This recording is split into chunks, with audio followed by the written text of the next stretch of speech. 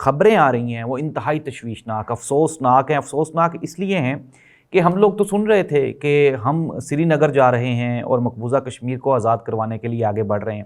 لیکن ہم نے حالات ایسے کر لیے کہ اپنا جو آزاد کشمیر ہے وہیں پہ ہمارے جو حالات ہیں وہ ان کنٹرولڈ ہو گئے ہیں۔ ہمارے پاس اب کوئی ایسا سلیوشن نہیں ہے جس سے ہم آزاد کشمیر کے لوگوں کے دل جو ہیں وہ دوبارہ جیت سکے۔ کل جو عوامی ایکشن کمیٹی ہے ان کی طرف سے یہ کہا گیا کہ جی آپ ہمارے مطالبات کو مانیں ورنہ ہم یہ جو احتجاج ہے اس کا سلسلہ آگے بڑھائیں گے اور اس کو لے کے جائیں گے پنجاب، کے پی کے اور سندھ تک لے کے جائیں گے اگر ہماری بات نہ مانی گئی تو۔